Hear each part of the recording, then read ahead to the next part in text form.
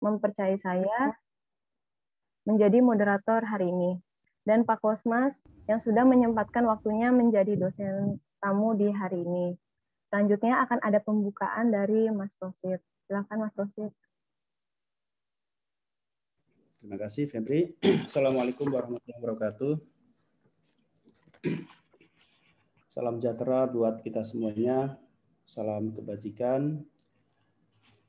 Terima kasih moderator yang saya hormati dan kami apresiasi Bapak Dr. Kosmas Gatot Haryono MSI. Saya biasanya manggil Mas Kosmas karena masih muda dan berjiwa muda. Mas Kosmas ini lulusan Doktor Ilmu Komunikasi di Universitas Indonesia dan penulis buku Ekonomi Politik Media. Terima kasih Mas Kosmas. Salah satu buku rujukan mata kuliah Ekonomi Politik Media. Ya, selain buku-buku yang lain juga. Terima kasih. Sangat bermanfaat untuk kelas Ekonomi Politik Media di Universitas Divikom Universitas Pancasila. Ini adalah dua kelas, ada 6 kelas sebetulnya. Memang saya mengampu 2 kelas mata kuliah ini sehingga kita gabungkan kelas A dan kelas B. Kita harapkan nanti kita dapat pencerahan dari Mas Kosmas selaku pembicara pada kuliah tamu hari ini ya, tentang konglomerasi media di era digital. Nah, seperti itu. Nah, selanjutnya kalau kita bicara ekonomi politik media ya memang menurut Vincent Mosco paling tidak ada 3 konsep dasar. Yang pertama adalah komunifikasi, spesialisasi, dan strukturasi. Nah, komunifikasi itu pada intinya nilai guna menjadi nilai tukar. Bagaimana produk-produk media itu kemudian menjadi nilai tukar yang menghasilkan akumulasi kapital. Selanjutnya spesialisasi, baik itu intinya adalah perpanjangan bisnis dari media itu sendiri, baik itu secara vertikal maupun secara horizontal. Ya. Baik itu bisnis media yang sama maupun non-media. Ada perhotelan, perbankan, tembaga, dan sebagainya. Strukturasi, ini persoalan hegemonik antara struktur dan agen. Mana yang kemudian siapa yang mendrive siapa. Nah, oleh karena itu kemudian kalau kita bicara konglomerasi media, ya kalau kita lihat ya media-media di Indonesia ada MNC Group ya yang dimiliki Heritanu. Heritanu tidak hanya punya satu TV saja, beberapa TV, kemudian juga radio, ranah bisnis yang lain ya secara horizontal. Ada Viva Group misalnya, Transport, Khairul Tanjung, Lipo Group, Riyadi, ya Kompas Gambia, Pak Yakub Utama, bahkan Kompas punya kampus namanya UMN, dan itu kata Pak Yakub dulu bahwa Kompas itu sebetulnya UMN itu adalah CSR-nya dalam bidang pendidikan Kompas Gambia. Ternyata akumulasi kapitalnya tentu tidak diperkirakan. Jawa Pos, ada Dahlan Iskan, Mahakam, ada Erick Thohir, Media Group, ada Surya Paloh, dan sebagainya. Saya pikir banyak sekali, dan itu bagian dari konglomerasi media yang nanti akan dijelaskan oleh Mas Kosmas secara lebih detail dan representatif dalam menjelaskan konglomerasi media di era digital. Nah, tentu konglomerasi media itu ya berdampak baik itu pada pemerintah, pada media itu sendiri maupun pada khalayak ya. Nah, dampak-dampak dari konglomerasi media kepada khalayak tentu kita bisa sikapi secara kritis. Misalnya punya potensi hegemonisasi informasi atau konten yang seragam. Padahal dalam undang-undang penyiaran itu ya ditekankan diversity of content. Kenapa demikian? Karena bangsa Indonesia itu kan sangat kaya, suku, agama, etnis, budaya, sosial, ekonomi, dan sebagainya, sangat kaya. Sehingga kemudian harus sesuai dengan visi misi, ya, tujuan dari Undang-Undang Penyiaran, fungsi media, to inform, to educate, kontrol sosial dan sebagainya. Apalagi memang frekuensi yang digunakan oleh media itu adalah frekuensi milik publik yang semestinya memang digunakan untuk kepentingan publik. Nah, sekarang ini fenomena media susah untuk dikontrol karena apa? Ya karena memang media sekarang bisa menjadi pesan-pesan propaganda. Karena pengusaha media pun juga penguasa. Atau kalau disingkat itu penguasaha. Jadi punya relasi kuasa. Sehingga korporatisme atau bisnis media itu mungkin akan jauh lebih kuat ya karena ada relasi kuasa itu. Dan juga yang tidak kalah penting adalah bahwa konglomerasi media itu kemudian bisa berdampak atau berorientasi pada rating. Jadi rating masih menjadi panglima untuk media. Kenapa demikian? Karena MCM, money, commodity, more money. Jadi ketika produk itu ratingnya tinggi, ya setelah disurvei Nielsen, kemudian banyak iklan, maka itu menjadi keuntungan yang besar bagi media. Oke, nah bagaimana dengan konglomerasi media di era digital ya? Kalau kita lihat misalnya era digital ini kan menjadi tantangan, termasuk juga tantangan televisi. Kalau koran itu kan dulu tantangannya munculnya televisi. Kalau sekarang televisi tantangannya adalah media digital. Tapi sekarang kan ada strategi konvergensi. Nah, kita bicara kemudian para raksasa media digital seperti Google, YouTube, Amazon, ya, kemudian Twitter, Instagram dan sebagainya, itu juga bagian nanti akan mengarah ke sana juga. Kalau di Amerika, menurut Pew Research Center dari Washington, salah satu lembaga survei kredibel di Amerika, itu mensurvei pengguna sosmed di Amerika Serikat itu, yang pertama adalah YouTube, ya sebesar 81%, kemudian Facebook 69%, IG 71% dan sebagainya. Artinya memang semakin lama penetrasi internet itu semakin tinggi. Di Indonesia sendiri itu sekarang sudah pengguna internet 73,7% atau 196,7 juta. Itu tahun 2019. Tentu akan semakin naik lagi dari waktu ke waktu. Nah, bagaimana kemudian dampak konglomerasi media di era digital ini? Saya pikir yang paling representatif untuk bicara itu tentu Mas Kosmas, karena beliau praktisi, akademisi, dan penulis buku Ekonomi Politik Media. Mohon pencerahannya Mas Kosmas untuk para mahasiswa, dan kita tentunya saya pikir demikian opening speech dari saya. Saya serahkan kepada moderator kembali. Silakan Febri lanjutkan. Terima kasih Mas Rosid atas sambutannya. Sebelum Pak Kosmas memberikan materi, izinkan saya untuk menjelaskan profil Pak Kosmas terlebih dahulu.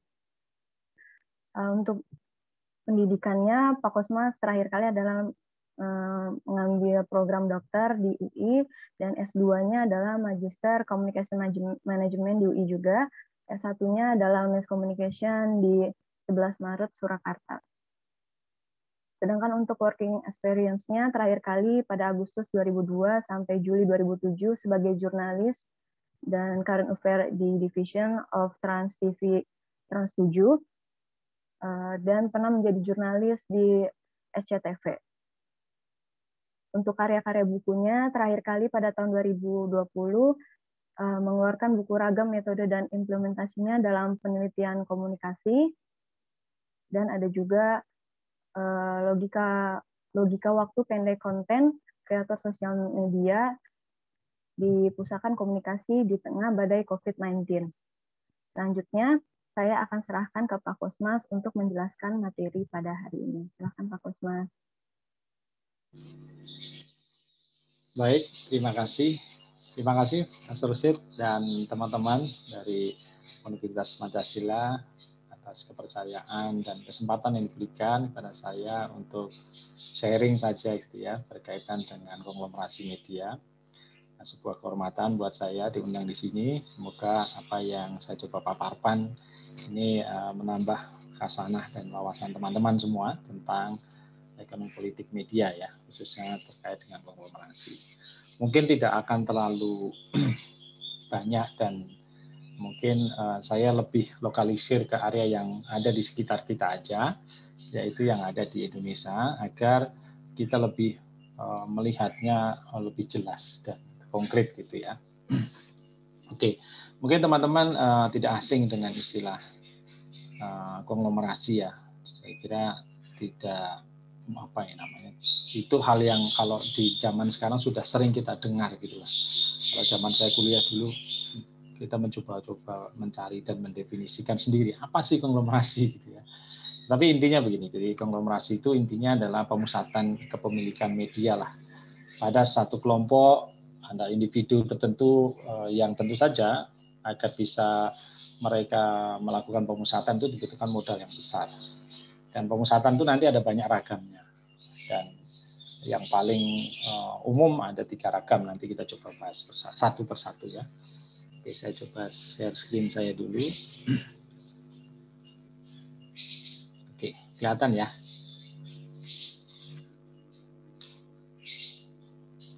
Ya, jadi kenapa muncul konglomerasi media gitu ya? Oh ya, nanti kalau memang teman-teman mau tanya silahkan langsung saja ya. Jadi saya akan menjelaskan atau mau menyampaikan materi, tapi kalau teman-teman memang perlu ditanyakan tentang sesuatu, silahkan langsung aja. Oke, jadi kenapa konglomerasi itu kemudian muncul? Ya, karena langsung maupun tidak langsung itu karena efek dari reformasi 98 sebenarnya. Jadi kalau kita mau runtut sebenarnya kan reformasi 98 itu kan idealnya atau tujuan awalnya kan ingin membuka keran kebebasannya. Kan kebebasan karena kita selama 32 tahun itu dikungkung oleh sebuah aturan yang sangat ketat tentang kebebasan berekspresi, berpendapat di muka umum dan seterusnya. Maka dilakukanlah reformasi itu dengan membuat undang-undang, terutama Undang-Undang Nomor 40 Tahun 99 tentang pers dan Undang-Undang Nomor 32 Tahun 2002 tentang penyiaran. Dua undang-undang ini secara langsung memang membuka keran kebebasan kita untuk berekspresi, menyampaikan pendapat di media, menyampaikan banyak hal lah terkait dengan apa yang sebelumnya itu sangat terbatas. Bahkan kita tidak boleh ngomong sembarangan, terutama mengkritik pemerintah, mengkritik presiden gitu ya, atau aparatur negara gitu, itu akan sulit gitu ya. Tetapi di era reformasi dan seterusnya itu kemudian boleh dibilang keterkungkungan itu kemudian didobrak, maka kebebasan kita terbuka dan dampaknya sangat luas, terutama pada praktek-praktek demokratisasi informasi dan semakin terbukanya peluang bisnis media di Indonesia. Karena ternyata setelah reformasi muncul banyak sekali media. Dan terutama untuk televisi itu kan kita sampai sekarang melihat ada TV itu di Indonesia ratusan ya. Yang skala nasional ada 11, yang daerah ratusan gitu. Atau yang TV lokal itu banyak sekali. Belum yang TV-TV yang nggak berizin dan seterusnya. Jadi banyak sekali bisnis-bisnis media yang akhirnya terbuka di era setelah reformasi. Tetapi pertanyaannya apakah kebebasan pers yang luas itu semuanya berdampak positif? Nah, ternyata enggak juga. Gitu.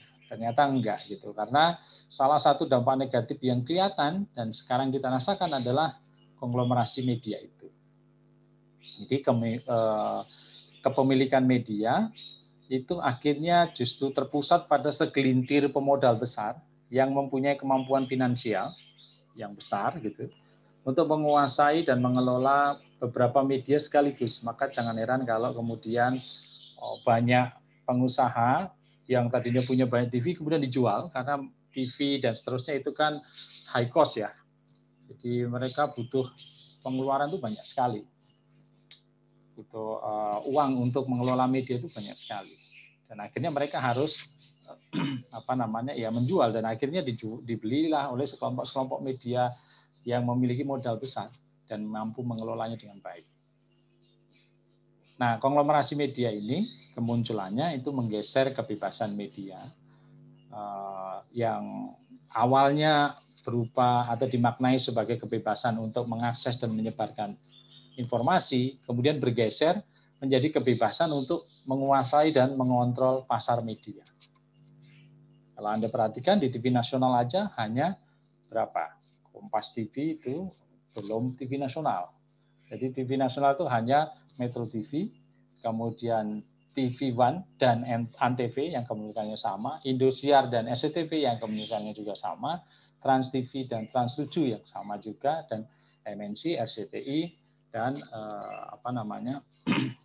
dan global gitu. Jadi hanya segelintir media yang menguasai sistem penyiaran nasional. Itu kalau kita lihat dari di penyiaran, belum di media-media cetak yang lainnya. Artinya apa?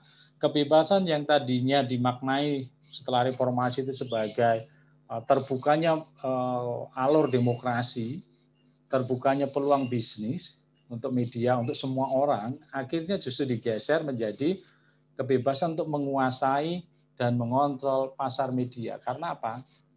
Karena ada segelintir orang yang punya uang. Nah, apa dampaknya ya? Nanti kita akan lihat. Dampaknya tentu saja akan sangat negatif.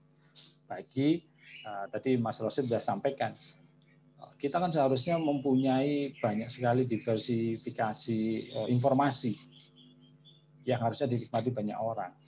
Tetapi justru kita kayak disuguhkan seharian dari bangun pagi sampai tidur. Kalau di TV itu akan disuguhkan sinetron gitu. Misalnya seperti itu. Ya mau nggak mau itu kita harus terima karena itu tadi. Ada kebebasan untuk menguasai dan mengontrol pasar media, bahkan mengontrol konten media. Nah itu yang menjadi kekhawatiran kita. Nah lalu apa atau bagaimana peranan penonton kalau begitu? Atau masyarakat seperti apa gitu? Ya, tadi saya katakan bahwa kebebasan pers dan demokrasi ternyata ada sisi gelapnya, yaitu mekanisme pasar yang difasilitasi oleh kebebasan politik dan demokrasi yang memungkinkan siapapun, termasuk yang punya modal tadi, untuk membangun imperium bisnis. Jadi sekarang itu Anda bisa lihat bagaimana. Contoh yang paling konkret adalah ketika saya bekerja, tempat saya bekerja dulu lah, di TV itu misalnya MTech yang menguasai sekarang Indosiar, SCTV, dan juga Omni TV, gitu ya, O-Channel ya. Awalnya mereka adalah sebuah perusahaan teknologi saja, dari komputer, gitu. MTech itu elang mahkota teknologi. Tapi setelah mereka punya uang, dapat dana dari Australia, kemudian mereka bisa beli SCTV, SCTV kemudian bisa beli Indosiar, Indosiar kemudian di dalam Indosiar sendiri ada 68H dan seterusnya itu, kok 68H, Elsinta dan seterusnya. Akhirnya mereka punya semua itu dan kemudian membangun sebuah imperium bisnis yang bisa menguasai banyak bidang bisnis yang lainnya. Nah, lalu bagaimana dengan penonton gitu kan? Pertanyaan kita. Ya, penonton akhirnya hanya dilihat sebagai pasar potensial yang kalau di mata kapitalis kan, pasar itu harus dieksploitasi. Pasar itu harus dimanfaatkan sebesar-besarnya untuk keuntungan perusahaan. Contoh konkret dari eksploitasi ini apa? Teman-teman mungkin pernah, seperti tadi yang saya contohkan, pernah berpikir, kenapa sih kita kalau nonton TV isinya sinetron gitu? Nah, sinetron itu adalah contoh eksploitasi pasar. Kalau sekarang, sinetron apa yang terkenal? Yang selalu serial yang sekarang lagi meledak di RCTI itu misalnya. Ikatan Cinta. Ya, Ikatan Cinta. Kenapa itu suka gitu atau disukai oleh orang? Dan kenapa itu kemudian selalu ada bagi sebagian orang? Masa ngapain sih kita dicekokin oleh kisah-kisah yang seperti itu? Ya karena itu adalah bagian dari eksploitasi pasar. Pasar siapa mereka? Kita kita rinci dulu siapa mereka, segmennya di mana, kelasnya mana, SES-nya gimana, sosial ekonomi statusnya seperti apa. Kemudian kita cari psikologi pasar itu seperti apa. Kemudian dengan psikologi seperti ini kita kasih tayangan kayak apa biar orang suka dengan itu. Nah, akhirnya semua dibawa ke sana. Nah, maka kalau teman-teman ada yang protes kemudian, kenapa sih TV kita sinetron? Ya karena sinetron itulah yang paling disukai oleh masyarakat Indonesia. Kok saya nggak suka? Kok saya nggak suka? Dan tapi ada gitu. Nah, Anda itu siapa kan gitu kan pertanyaannya. Anda mungkin di ekonomi yang lebih tinggi, di status sosial yang lebih tinggi karena Anda pelajar, punya kesadaran tinggi dan seterusnya. Tetapi di dalam survei-surveinya TV, Anda tidak termasuk dalam segmen mereka. Jadi sinetron itu segmennya memang bukan Anda gitu.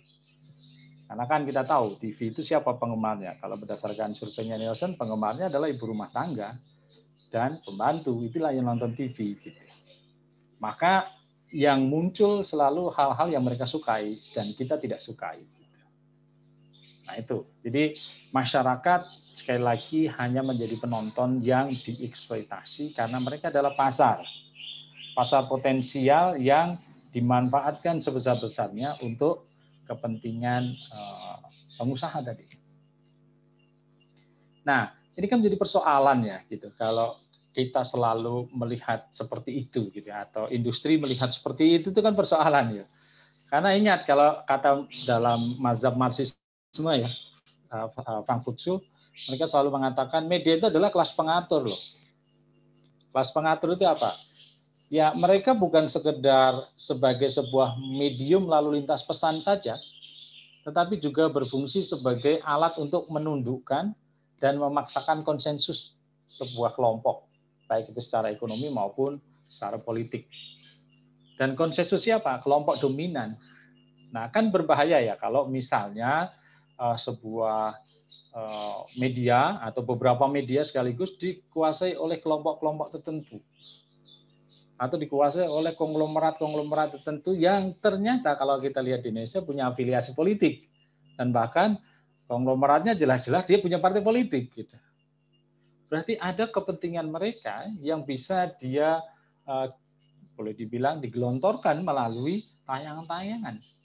Anda masih ingat mungkin ketika beberapa tahun yang lalu, mungkin Anda masih SMA, ada semburan lumpur lapindo ya di Surabaya. Anda lihat nggak, perhatikan nggak headline medianya. Ada yang mengatakan semburan lumpur lapindo, tapi ada yang mengatakan semburan lumpur Sidoarjo. Nah, yang mengatakan lapindo itu mau mengatakan bahwa semburan ini diakibatkan oleh lapindo. Siapa lapindo? Yang punya Bakri. Bakri punya apa di media? Punya Antv dan seterusnya. Jadi mereka menyerang. Tapi media-media yang terafiliasi atau yang dimiliki oleh Bakri selalu mengatakan enggak, ini bukan lumpur lapindo. Tapi ini lumpur Sidoarjo. Artinya apa? Sidoarjo represent tempat. Berarti ini orang tidak diingatkan tentang siapa yang bikin, tetapi lokasinya di mana. Nah, hanya soal nama aja itu bisa berdampak secara psikologis terhadap penonton. Akhirnya apa? Akhirnya tayangan-tayangan media bisa saja dimanfaatkan oleh sekelompok tertentu orang atau sekelompok konglomerat tertentu yang punya kepentingan. Nah, ini kan berbahaya gitu ya. Di luar itu media juga dianggap sebagai perangkat ideologis yang melanggengkan dominasi kelas pemodal terhadap pemilik yang diperlukan semata-mata yang diperlakukan semata-mata sebagai konsumen tadi dan terhadap pemegang kekuasaan untuk memuluskan lahirnya regulasi-regulasi yang pro pasar. Anda mungkin ingat kemarin ramai ya undang-undang cipta kerja dan seterusnya. Itu kan sangat pro pasar ya. Dan undang-undang itu kemudian ditampilkan oleh banyak media dengan pro dan kontra. Tapi Anda bisa melist lah, bikin listing lah. Mana yang pro cipta kerja, mana yang tidak. Nah, nanti Anda bisa meneliti siapa yang pro. Dan yang pro itu punya siapa. Ideologinya apa dan seterusnya. Nah, itu akan kelihatan sekali. Media bisa saja mendorong lahirnya regulasi-regulasi yang pro pasar karena medianya dimiliki oleh kapitalis yang sangat pro pasar. Nah, kalau media kemudian dimanfaatkan seperti itu, ya tentu itu menjadi bahaya buat kita. Nah, oleh karena itu perkembangan media tidak cukup hanya kita lihat dalam pendekatan ekonomi saja ya. Jadi kalau Anda melihat perkembangan media itu jangan hanya dilihat dari aspek ekonominya, tetapi juga dilihat dari pendekatan politik. Karena di balik semua itu pasti ada political interest atau kepentingan-kepentingan politik. Nah, lalu bagaimana di Indonesia? Siapa yang menguasai media kita? Anda bisa lihat di Google, karena saya juga ngambilnya di Google. Nah, lihat bagaimana konten media konsentrasi di Indonesia atau konglomerasi yang ada di Indonesia. Itu kelihatan sekali sebenarnya. Kalau dilihat, ini sekecil ya, mohon maaf nih, saya gedein dulu. Nah, kalau kita lihat sebenarnya media kita secara keseluruhan, ini kan ada yang televisi, radio, yang biru radio, yang kuning itu print, yang ungu itu online. Itu sebenarnya hanya dikuasai oleh 12 konglomerat, termasuk BUMN ya, maksudnya punyanya pemerintah yang warna hitam itu layanan publik, TVRI dan RRI. Selebihnya 11 yang lainnya itu dikuasai oleh konglomerat. Artinya ada 11 konglomerat yang menguasai hampir seluruh media di Indonesia, secara langsung maupun tidak langsung. Nah, ini sebenarnya wujud konkret dari konglomerasi. Bagaimana media ini akhirnya dikuasai oleh segelintir orang dengan segala kepentingannya. Kita nggak tahu kepentingannya apa nih. Gitu. Karena kita bisa petakan nanti. Siapa yang mempunyai MTech? MTech itu bermain di mana? Oh, dia punya mainan misalnya radio, TV, dan juga dia ternyata melakukan konvergensi non bisnis juga atau lintas silang gitu ya. Misalnya dengan dia punya Lontong Sumatera yang itu adalah perusahaan untuk kelapa sawit dan seterusnya.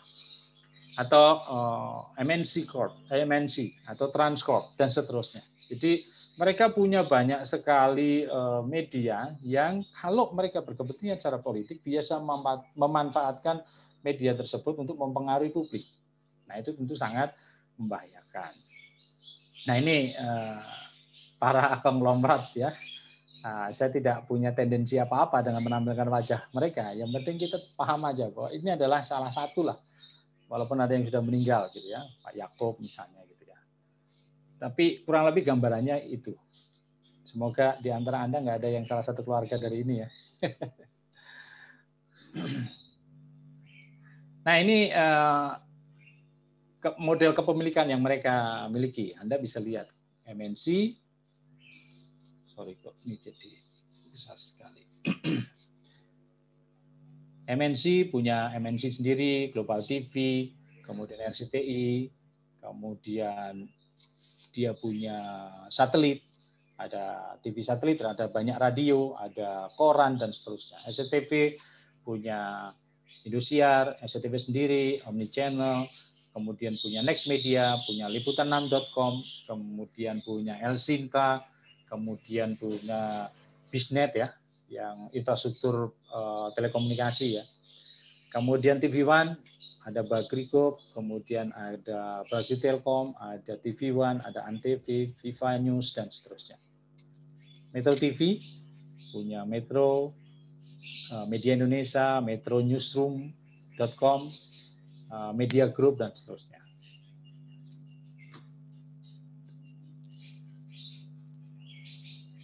Kemudian Trans punya Trans TV, Trans 7, CNN, CNBC yang terakhir ya, yang baru. Kemudian Transvision, Indonesia Telemedia, Detik.com. Kalau di konvergensi silangnya mereka punya Carrefour, kemudian dan seterusnya lah, perusahaan-perusahaan yang lain.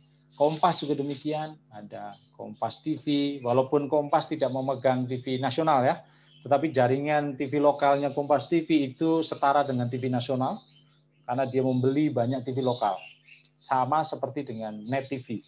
Dia juga membeli jaringan TV lokal. Sehingga jaringannya walaupun mereka nggak menyebut diri sebagai TV nasional, tapi jaringannya nasional. punya Kvision, Sonora, Tribun News, terakhir Kompas punya Tol ya. Jadi ini merupakan bentuk konvergensi silangnya. Kemudian Jawa Pos punya JPNN, Jawa Pos TV, Fajar FM untuk radio dan seterusnya. Kemudian Lipo, ada First Media, Suara Pembaharuan, Berita Satu, Linknet, dan proyek-proyek lain, bahkan perbankan. Artinya apa? Ini adalah bentuk-bentuk konglomerasi yang tadi yang saya gambarkan di awal, yang sebenarnya menguasai seluruh kehidupan media kita, dan itu punya potensi negatif terhadap kepentingan-kepentingan yang mereka inginkan. Karena jalurnya nanti konglomerasi media itu membawa jalur tol. Saya istilahkan sebagai sebuah jalur tol untuk menuju kekuasaan. Nah, nanti kita lihat bagaimana bentuknya. Ini juga kurang lebih sama, contoh saja.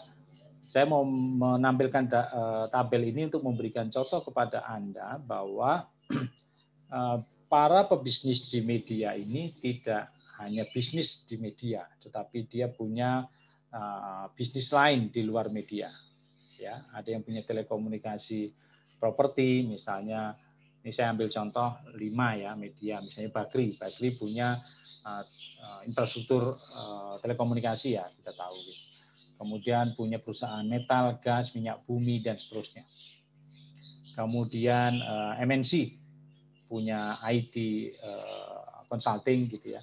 Kemudian produksi dan distribusi konten. Kemudian dia punya perusahaan talent management, otomotif, dan seterusnya. Kemudian CT ya, Carol Tanjung Group ya, atau para grup istilahnya. Mereka punya bank, asuransi, kemudian resort, bahkan retail dan bioskop gitu. Kemudian Jawa Pos ada Biro Travel, Power Plant ya, pembangkit listrik, karena Pak Dahlan itu kan dulunya memang cukup aktif di bidang itu gitu ya. Karena bahkan cepat menjadi menteri juga kan. Dan media lain juga sama ya. Seperti saya katakan tadi, misalnya MTech Group yang punya SCTV, punya London, Sumatera, perusahaan besar, tapi terakhir sudah dijual, tapi saya yakin dia masih punya yang lainnya juga. Langsung ini merupakan sebuah perusahaan kelapa sawit terbesar. Kemudian Kompas ya, Kompas juga banyak bergerak di bidang properti, perhotelan, dan juga terakhir di jalan tol. Artinya apa? Mereka punya kepentingan-kepentingan lain di luar bisnis mereka atau core bisnis mereka, yaitu media. Dan kepentingan itu bisa disuarakan melalui pemberitaan-pemberitaan di media mereka. Sehingga publik pun akan diarahkan kepada opini yang sama terkait dengan isu-isu tertentu yang mungkin suatu saat bermasalah. Nah, lalu kenapa kita kemudian mempermasalahkan itu semua? Kenapa memang? Mereka kan punya uang ya, kan orang selalu berbicara, loh jangan lihat konglomerasi dari sisi negatif dong, kan ada positifnya. Iya benar, konglomerasi itu membawa sisi positif juga, ada efisiensi kerja dan seterusnya. Tetapi siapa yang diuntungkan? Yang diuntungkan dari sisi positif itu ya bukan publik, tetapi yang diuntungkan adalah pemodal saja. Publik tadi saya katakan hanya akan dilihat sebagai pihak yang dieksploitasi saja. Nah, kenapa kemudian kita melihat ini sebagai sebuah persoalan? Karena akan memunculkan yang pertama konflik of interest. Itu jelas gitu. Ketika ada persoalan, maka kepentingan mereka akan selalu ditonjolkan. Seperti yang tadi saya katakan, saya contohkan. Ketika ada lumpur lapindo, maka yang namanya TV One dan Antv akan sangat menggebu-gebu untuk membela diri. Bahkan kemudian memframing berita menjadi tadi dengan judul lumpur Sidoarjo, bukan lumpur lapindo, gitu. Karena dia ingin membersihkan diri. Jadi kepentingan pemilihlah yang kemudian diutamakan, dan khalayak itu akan menjadi pihak yang selalu diabaikan kalau terjadi konflik of interest. Nah, kalau muncul seperti ini, maka sebenarnya pengelolaan media itu akan berujung pada pemenuhan hasrat ekonomi belaka. Jadi ya intinya mereka akan mencari bagaimana kapitalisme itu atau konglomerasi yang dia jalankan itu bisa menghasilkan keuntungan yang sebesar-besarnya untuk dirinya. Nah, tadi yang seperti Mas Rosid sudah sampaikan, akhirnya mereka akan menempatkan rating sebagai sentral dari pengelolaan penyiaran itu. Ujung-ujungnya rating deh. Mau kayak apapun gitu, yang dilihat adalah ratingnya seperti apa. Ya. Kelayakan program itu hanya dilihat dari rating, bukan soal tadi ya fungsi media yang seperti Mas Rosid katakan tadi kan ada 3 ya, to inform, to educate, dan to entertain. Tiga-tiganya harus muncul. Tetapi kalau sudah muncul konglomerasi, biasanya yang namanya to inform dan to educate itu tidak terlalu penting gitu ya. Mereka lebih suka to entertain. Kenapa? Karena entertain itu yang selalu dicari dan ratingnya selalu tinggi. 2 minggu lalu saya diskusi lah dengan salah satu direktur human capitalnya Viva News. Nah, kita ngobrol lama 2 jaman gitu, ngobrol-ngobrol. Nah, dari diskusi itu memang tercetuslah sebuah kalimat yang menurut saya ya itu mengamini atau apa yang menjustifikasi apa yang saya katakan tadi. Kalau menurut beliau saat ini yang namanya berita itu sudah nggak laku dijual.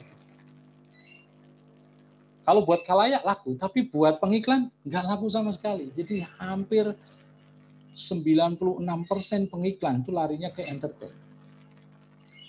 Jadi idealisme untuk mengedukasi masyarakat itu kemudian luntur karena susah mencari pengiklan, apalagi di era pandemi seperti ini. Karena orang di rumah butuh hiburan dan seterusnya. Jadi akhirnya memang benar-benar pengelola media itu larinya kepada pemenuhan rating aja. Program yang bagus itu adalah program yang ratingnya tinggi. Tidak peduli di dalamnya isinya cuma lempar-lemparan tepung, apalah yang 2 jam cuma hahaha nggak jelas, nggak punya nilai edukasi sama sekali gitu ya. Itu tidak diperhitungkan oleh mereka. Yang penting adalah ratingnya terus tinggi, yang kelas 15 ke atas. Atau share-nya minimal, kalau kan ada 2 model pemodelan jualan iklan ya, yang satu jualan rating, yang satu jual share. TV-TV yang jual rating itu biasanya TV yang settle, yang udah gede gitu. Kalau TV-TV yang baru biasanya ngejualnya share, karena penghitungannya pembaginya adalah di mana orang yang sedang nonton saat itu. Contohnya misalnya SCTV yang di TV lama itu biasanya rating, tapi kalau Trans 7, Trans TV itu termasuk Net TV jualannya adalah share. Hari ini yang nonton berapa, terus yang buka TV berapa, yang nonton tayangan itu berapa. Nah, itu penghitungan share-nya, pembandingnya seperti itu. Jadi kesannya besar. Kalau share itu angkanya pasti lebih besar daripada rating. Padahal kalau dihitung seberapa jumlah orang yang nonton, lebih banyak kan, atau terrepresentasi lebih realnya adalah penghitungan rating tadi. Tapi itu sama, kurang lebih dua-duanya pedomannya pada siapa yang nonton, berapa banyak yang menonton, dan kelayakan program itu akan dilihat dari seberapa banyak orang nonton. Nah, itu akan menjadi persoalan nantinya ke depan kalau memang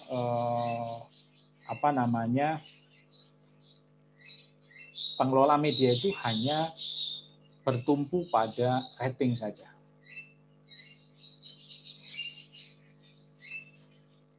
Nah, dampak nyatanya apa dari itu semua? Ya, kalau dalam pendekatan ekonomi politik media, yang paling utama adalah komoditi fetishisme. Artinya fetishisme komoditas. Komoditas itu kemudian direifikasi. Reifikasi itu disembah-sembah.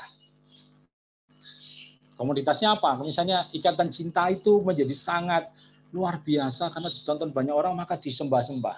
Seakan-akan dia menjadi sebuah tolok ukur yang pas untuk kalau bikin sinetron harus kayak itu. Ini adalah komoditas unggulan yang harus dimunculkan setiap saat, yang harus kalau bisa itu dibikin stripping lah, setiap hari tayang.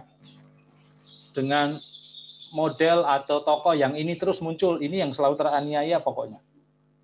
Karena dengan dia dianiaya rating langsung naik. Gitu. Karena kan sekarang kan laporan rating bisa second by second ya. Jadi setiap secondnya itu bisa kita ukur. Kalau Anda masuk di Litbang TV, Kan TV itu mendapat laporan dari Nielsen seminggu 2 kali sekarang. Seminggu 2 kali, hari Rabu sama hari Jumat ya, atau Sabtu ya lupa. Nah dari situ kita akan bisa lihat ratingnya sejauh mana, setinggi apa, dan nanti akan lihat tayangan 60 menit kita akan lihat second by second-nya. Pada menit keberapa tayangan itu ratingnya drop. Pada tayangan keberapa ratingnya naik. Oh, dropnya ketika misalnya seseorang ini nangis gitu. Oh, naik lagi ketika apa dan seterusnya. Nah, akhirnya semua diarahkan ke yang naik tadi. Adegannya dalam 30 menit pokoknya isinya tentang yang naik-naik gitu. Maka jangan heran kalau kadang-kadang tayangan itu dalam 5 menit isinya orang nangis terus gitu. Atau isinya dia berbicara dengan dirinya sendiri gitu. Yang kemudian divisualisasi. Karena itu tadi. Itu yang kita sebut sebagai commodity fetishism. Bagaimana fetishisme komoditas terhadap komoditas yang dimaksudkan sinetronnya ini ya, programnya itu dijadikan sebuah komoditas yang kemudian dijadikan nilai tukar dan dianggap sebagai sebuah acuan, sebagai sebuah dewa gitu ya yang harus disembah. Seperti kalau bikin program tuh kayak gini nih. Jadi kita fetis terhadap sebuah komoditas program. Nah kalau fetis maka akan muncul yang namanya masifikasi program. Karena programnya seperti ini, maka kita masifkan saja. Contoh bentuk masifikasi program apa? Ya, contoh yang paling konkret adalah program itu kemudian diproduksi secara stripping, setiap hari tayang. Maka yang ikut produksi itu dari pagi sampai malam, dan seterusnya. Kalau sudah masifikasi program atau sudah program itu di stripping, biasanya nuansa edukasinya pasti nggak ada. Karena program itu hanya dilihat dari sisi ditonton berapa orang, berapa banyak orang. Maka perencanaannya pasti tidak baik. Pokoknya asal bikin aja. Nah, kalau sudah muncul masifikasi program, biasanya akan diikuti oleh komersialisasi program. Program itu kemudian dikomersialkan. Ayo, kalau perlu adegan minumnya dengan cangkir, dengan gimmick kopi Torabika, Starbucks, atau background-nya pas adegan kalau sinetron naik mobil belakangnya ada halte dengan tulisan iklan tertentu gitu, kopiku misalnya. Nah, itu adalah bagian dari komersialisasi yang dimasukkan dalam program. Bahkan terakhir itu saya lihat di sinetron gitu ya, kita nonton, loh kok ada adegan orang masak mie gitu. Dan mie-nya itu lama di situ. Nah, itu adalah bagian dari komersialisasi program gitu. Penonton sih enjoy aja, oh iya bener ya, saya makan itu juga enak. Tapi sebenarnya di saat yang bersamaan kita sedang dijual. Nah, kalau dalam perspektifnya Moskow itu yang kita sebut sebagai komodifikasi audiens dan konten. Itu berjalan seiringnya. Komodifikasi audiens bekerja ketika mereka mengkomersialisasi program kepada pengiklan. Ini loh, audiens saya itu kelompoknya ini, kalau Anda mau beriklan ini silahkan masuk di sini dengan cara seperti ini. Itu komodifikasi audiensnya. Komodifikasi kontennya terjadi ketika kontennya kemudian dikemas sedemikian rupa menjadi sebuah komoditas. Yang itu adalah sebenarnya terpisah karena beda antara produk dan produk dan pengiklan itu harusnya dipisah. Tapi kalau terjadi komodifikasi konten antara produk dan iklan itu kita tidak bisa membedakan. Kemudian komodifikasi segala bentuk produk. Jadi kalau udah komersialisasi, komodifikasi akan terjadi dalam segala macam bentuk. Tidak hanya komodifikasi audiens, tidak hanya komodifikasi konten, tetapi juga komodifikasi pekerja. Karena pekerjanya kemudian bekerja ekstra di luar jam, di luar waktu yang ditentukan, di luar standarnya, dia harus multitasking. Tuntutan multitasking itu sangat komodifikasi. Jadi kita harus bekerja, menguasai banyak hal dalam waktu singkat, harus mengerjakan sesuatu yang bukan pekerjaan dan tanggung jawabnya. Itu adalah bagian dari komodifikasi pekerja, atau istilah kita sering kita sebut eksploitasi. Itu bagian dari itu. Nah, kalau itu semua terjadi dalam sebuah TV, biasanya kemudian akan diikuti oleh TV yang lain. Oh, ini Ikatan Cinta berhasil nih. TV lain mencoba mencari yang sama, bentuk yang sama, dan kemudian mengikutinya. Nah, maka muncul yang namanya duplikasi dan epigonisme. Jadi orang akan menduplikasi program yang sama dengan TV yang di TV yang lain. Nah, ini yang kita sebut sebagai epigonisme. Orang melakukan pengekoran, gitu. Mengekor, mengikuti apapun. Gitu. Maka TV-TV yang menjadi trendsetter itu menjadi TV sentral biasanya. Nah, yang lainnya itu hanya follower aja. Maka jangan heran kalau di Indonesia itu kalau lagi lagu cinta-cintaan, semua bikin program cinta-cintaan. Band-bandan, semua bikin acara band. Kalau nanti ada hantu, ya semua isinya pocong-pocong. Segala macam pocong lah dibikin.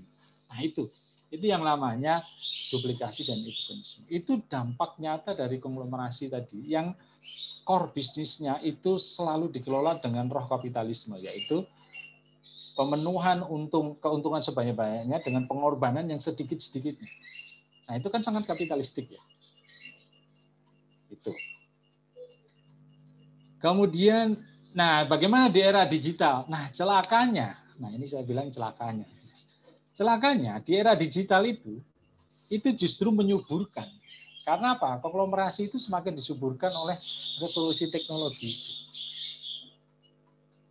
Jadi peluang untuk melakukan konvergensi itu sangat difasilitasi gitu ya. Jadi ambience-nya dalam dunia digital itu menciptakan kerja yang efektif kan gitu. Jadi tujuan orang kerja menggunakan digital itu agar apa sih? Efektif. Dan ternyata efektivitas itu adalah yang dikejar oleh para konglomerat, para kapitalis. Maka di era digital ini justru konglomerasi itu akan sangat kelihatan nyata. Kemarin kan kita baru dengar ya, Tokopedia dengan itu gabung. Nah, itu adalah salah satu bentuk konglomerasi. Dan konglomerasi di era digital itu kelihatan atau bentuk nyatanya sangat kelihatan dalam bentuk penggabungan atau konvergensi. Karena tujuan konvergensi kan efektivitas dan efisiensi. Nah, pengelolaan media di era digital ini sangat-sangat berpeluang besar untuk menciptakan konvergensi media dan dengan sendirinya membawa kepada pengelolaan yang bersifat konglomerasi. Maka konglomerasi media itu sangat besar peluangnya di era digital ini. Bentuknya seperti apa konvergensi di era digital ini? Ada 3 bentuk yang umumnya kita lihat. Yang pertama adalah konvergensi telematika.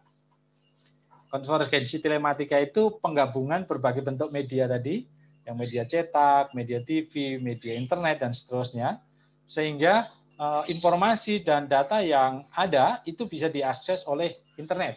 Karena kan backbone-nya kalau zaman sekarang kan backbone telekomunikasinya kan digital dan internet. Nah, maka semua diarahkan ke situ. Hampir semua TV pasti punya .com. Hampir semua TV punya website. Hampir semua TV bahkan punya program di sosial media. Entah itu di YouTube, mereka punya Twitter, mereka punya itu, entah itu untuk core atau apa istilahnya, komunikasi utama mereka kepada publik, atau sebenarnya hanya untuk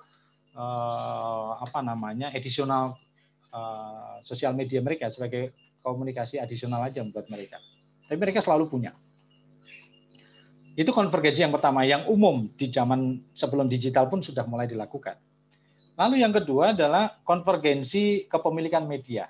Jadi pembentukan holding media menjadi satu sebagai sebuah upaya untuk menguasai beberapa media. Jadi satu media memiliki beberapa jenis media sekaligus.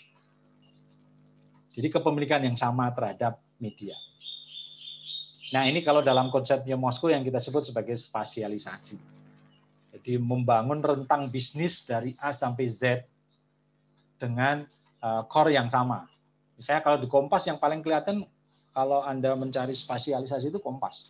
Kompas itu punya perusahaan, kan Kompas itu sebenarnya, kita ngelihatnya bukan Kompas TV-nya ya, Kompas media cetaknya. Kompas media cetak, sebagai media cetak itu melakukan spasialisasi sangat luar biasa. Dia adalah bisnis media cetak. Tetapi dia punya bisnis pengelolaan kertas, ya kan? Dulu sempat impor, tetapi sejak tahun 90-an mereka sudah punya bisnis pengelolaan kertas. Maka mereka punya perusahaan tisu segala. Karena itu bagian dari pengelolaan kertas itu. Mereka juga punya mesin cetak, dalam arti produksi mesin cetak. Jadi mereka punya perusahaan yang menciptakan mesin untuk dunia percetakan. Mereka punya media, ya, media cetak. Tapi juga mereka punya outlet untuk jualan media, termasuk jualan buku dan seterusnya, Gramedia. Jadi spasialisasinya sangat luar biasa itu. Nah, itu juga bagian dari konglomerasi yang linear istilahnya. Kan konglomerasi itu banyak ragamnya. Nah, itu jadi kepemilikan media. Kemudian bentuk konvergensi yang ketiga adalah kepemilikan silang media. Kepemilikan silang ini maksudnya adalah bahwa pemilik media juga memiliki bisnis non media. Jadi bisnisnya pebisnis media itu tidak hanya tentang bisnis media, tapi juga bisnis-bisnis di luar media. Pengusaha itu yang punya modal kuat, dekat dengan komunitas politik, juga mempunyai bisnis-bisnis non media. Tadi yang saya contohkan punya punya kelapa sawit, punya tambang, punya perusahaan otomotif dan seterusnya. Nah, ini merupakan bentuk konvergensi silang yang sekarang umum dan terutama yang ketiga ini cukup berbahaya gitu ya. Kenapa saya katakan cukup berbahaya? Ya karena kalau mereka punya kepentingan bisa memanfaatkan media untuk kepentingan dia. Misalnya dulu pernah sebuah media betul menyuarakan tentang impor barang tertentu gitu. Yang media itu ternyata setelah diusut punya kepentingan karena dia adalah importer untuk telekomunikasi. Nah, itu juga menjadi persoalan nantinya gitu ya. Nah, ini kenapa itu kemudian berbahaya buat kita semua tadi bentuk konvergensi tadi dan konglomerasi ini. Karena sebenarnya konglomerasi itu adalah jalan tol untuk kekuasaan. Aktor konglomerasi media itu melihat media sebagai kendaraan untuk mengukuhkan dominasi politik ekonomi mereka ya. Kita lihat banyak kan politisi-politisi yang berangkat dari pemilik media. Kita tahulah siapa mereka. Jadi mereka memanfaatkan media sebagai kendaraan politiknya. Menaikkan popularitas, menguatkan citra dan seterusnya. Jadi kepemilikan media-media mainstream, TV, radio dan seterusnya itu oleh segelintir pengusaha itu akan digunakan untuk mengincar kekuasaan politik atau minimal mempengaruhi kebijakan politik. Agenda-agenda kebijakan publik pada akhirnya hanya akan dipengaruhi oleh opini publik yang lebih merepresentasikan kepentingan ekonomi dari si yang punya media tadi. Bukan kepentingan publik semata-mata. Karena dia sudah punya kepentingan tersendiri. Anda bisa petakan nanti ya. Tadi yang saya katakan misalnya 11 ya, non pemerintah kan. Yang non pemerintah ada 11 pemilih media tadi. Anda bisa petakan nanti. Kepentingan politik mereka apa? Atau minimal afiliasi politik mereka. Kalau saya pernah mencoba hanya tinggal 2 media yang kepentingan politiknya masih abu-abu. Tapi kita perlu tanya juga, misalnya gini, MTEK itu termasuk yang tidak punya afiliasi politik. MTEK yang punya Indosiar dan SCTV. Tapi menjadi pertanyaan kritis kita adalah, apakah kalau tidak punya tidak punya afiliasi politik, mereka tidak punya kepentingan? Ya, belum tentu. Ya, ini yang harus kita coba kritiskan nanti ya.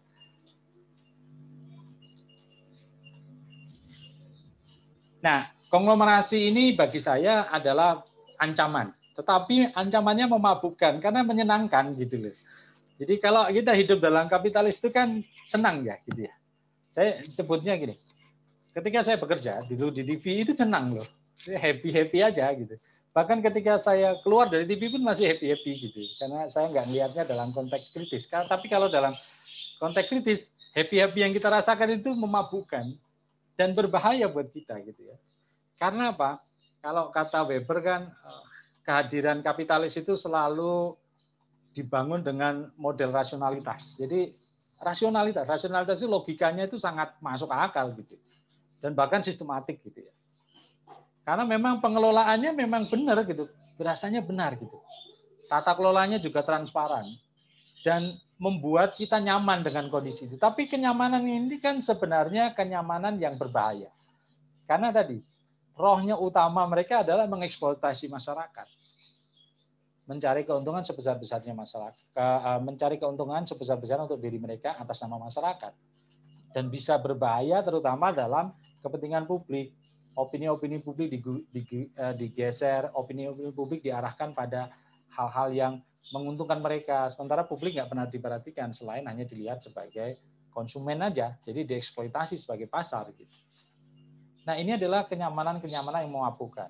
Ikatan cinta itu kan bagi kita kan menyenangkan, tapi menyenangkannya itu memabukkan gitu. Kita membuat fly tidak sadar di mana kita berpijak gitu. Nah, itulah bentuk-bentuk dampak yang sangat nyata dari kapitalis gitu. Dan ini adalah alarm bahaya buat kita gitu ya. Kalau kita melihat ini, pertama apa yang kita lihat? Kalau konglomerasi muncul dan dibiarkan sampai seperti sekarang ini, maka kompetisi itu nggak ada. Hancurlah kompetisi bisnis yang kompetisi media yang sehat itu hancur. Nggak ada kompetisi, nyaris nggak ada. Yang ada tadi hanya mengekor kok. Gitu. Menang-menangan siapa yang duluan aja, selebihnya adalah mengekor. Kemudian kalau mengekor, maka yang terjadi kualitas konten itu akan terdegradasi, terutama dalam pemberitaan. Karena apa? Yang diberitakan adalah yang menguntungkan kepentingan mereka dan kepentingan bisnisnya. Kemudian kepemilikan silang bisnis media dan non-media akan melahirkan gejala yang mungkin mengancam demokrasi dan HAM, karena bisa menciptakan kartel politik. Kartel politik kebetulan di kita saya rasa belum sampai sejauh itu. Tapi di beberapa negara sudah muncul itu kartel politik. Kartel politik ini adalah sekelompok pengusaha media yang mencoba mengontrol opini publik dan bahkan kebijakan publik. Itu terjadi di Italia ketika zaman Perdana Menteri Silvio Berlusconi. Dia kebetulan adalah seorang bisnismen. Dan semua kepentingan mereka diarahkan kepada kepentingan yang menguntungkan kelompok mereka. Nah, apakah kita akan membiarkan pengelolaan media seperti itu? Ya, bisa saja. Dan kita akan sulit keluar itu karena tadi sebenarnya apa yang dilakukan oleh para kapitalis dengan konglomerasinya itu sangat memabukkan. Kita menikmati itu loh. Kita menikmati. Termasuk saya itu kadang-kadang, oh iya enak juga loh gitu. Karena ambience-nya itu memang penuh rasionalitas. Itu rasional kok gitu. Tapi rasionalnya itu rasional yang sangat, ya saya nggak tahu apa istilahnya. Kalau menurut saya itu berbahaya, gitu. Bisa mengancam tadi. Oke, saya rasa itu yang bisa saya sampaikan ya terkait dengan konglomerasi media di era digital. Intinya di era digital lebih berbahaya karena dengan digital semua pekerjaan bisa efisien dan peluang untuk melakukan konvergensi itu sangat besar. Padahal konvergensi adalah dasar dari konglomerasi atau pijakan utama konglomerasi. Oke, saya rasa itu. Ini ada pertanyaan beberapa, Mbak Febri, apakah saya langsung jawab atau bagaimana? Boleh Mas, langsung dijawab aja. Saya bacakan dulu ya Mas ya. Oke. Sebelumnya untuk pertanyaan dari teman-teman diinfokan akan dapat 5 buku tentang literasi politik sebagai doorpress dalam acara dosen tamu kali ini ya. Yang pertama ada dari Dinda Oktaviani. Assalamualaikum Mas Kosmas, saya Dinda. Izin bertanya, menurut Mas Kosmas, apa solusi untuk mengatasi konglomerasi di Indonesia? Apakah mungkin baiknya dihilangkan, atau apakah mungkin baiknya mengingat sepertinya kontribusi mereka bukanlah suatu hal yang biasa diremehkan alias bisa menjadi penyumbang terbesar pada negara? Oke, ya baik. Pertanyaan sangat menarik dan sangat sulit untuk dijawab. Ya, Dinda, terkait dengan solusi ya untuk konglomerasi, memang tidak serta-merta seperti kita membalikkan telapak tangan, nggak bisa. Tapi kalau menurut saya, solusi pertama adalah pengetatan di aspek regulasi. Jadi memperbaiki regulasi. Karena regulasi kita tadi yang, makanya di awal saya mengatakan, kenapa ini muncul? Ya karena ada regulasi yang memfasilitasi itu. Regulasi kita itu terlalu bebas, memberikan kebebasan. Memang benar, awalnya regulasi ini diarahkan untuk memberikan kebebasan berpendapat dan berekspresi di muka umum, kemudian di media massa. Tetapi di pengelolaannya diberikan juga kebebasan yang seluas-luasnya. Maka yang terjadi adalah konglomerasi. Karena benar-benar kepemilikan dan pengelolaan media itu diberikan kebebasan seluas-luasnya. Itulah kenapa kalau menurut saya seharusnya yang harus diperbaiki yang paling utama itu adalah diregulasinya. Jadi melakukan deregulasi, memperbaiki regulasi yang ada dengan ketentuan-ketentuan yang memang mempersempit ruang bagi konglomerasi media. Sebenarnya kita punya yang namanya Undang-Undang Persaingan Usaha, tetapi kan itu tidak digunakan dalam pengelolaan media. Nah, seharusnya kalau kita diajukan ke situ, maka tidak boleh ada yang namanya SCTV Industri dimiliki bersama, itu nggak boleh. Kalau menurut Undang-Undang PKPU ya, Persaingan Usaha ya. Nah, itu seharusnya kita ngikutin itu. Kemudian apakah mungkin dihilangkan? Ya, seharusnya ya, memang tidak boleh ada konglomerasi media itu, karena sangat merugikan dan berbahaya. Kemudian kontribusi, ya memang mereka kontribusinya besar, dan itu kita harus akui. Memang kontribusinya cukup besar. Tetapi kan kalau dikelola oleh orang lain atau pengelola media lain, tetap kan dia punya kontribusi yang besar juga sebenarnya. Jadi intinya memang harus dihilangkan konglomerasi ini karena nggak ada manfaatnya buat masyarakat. Konglomerasi itu hanya akan menguntungkan konglomerat saja. Karena masyarakat hanya dilihat sebagai pasar yang harus dieksploitasi. Itu ya, Dinda ya. Bagaimana Dinda, sudah menjawab? Sudah, terima kasih Mas Kosmas Febri. Selanjutnya saya akan membacakan pertanyaan dari Firly Dava. Selamat pagi Bapak Kosmas, saya Firly Dava ingin bertanya, setiap media memiliki kepentingan masing-masing di balik informasi yang disampaikannya. Maka menurut Bapak bagaimana cara yang efektif untuk kami anak muda mengedukasi atau memberikan pengertian literasi kepada orang tua kami yang termasuk dalam generasi boomer atau generasi X, supaya lebih paham tentang media dan tidak hanya langsung mempercayai informasi hanya dari satu pemikiran media saja. Ya, oke. Ini berkaitan dengan literasi ya. Intinya begini sebenarnya, kalau kita bicara literasi itu kita membuka cakrawala berpikir manusia ya. Jadi sulit memang kalau kita ketemu orang yang tertutup terus. Tapi cobalah untuk mengajak orang tua kalau memang melihat informasi yang seperti itu, coba memberikan alternatif pandangan tentang itu. Gitu. Tidak harus, Pak itu nggak benar, salah itu. Tidak harus seperti itu.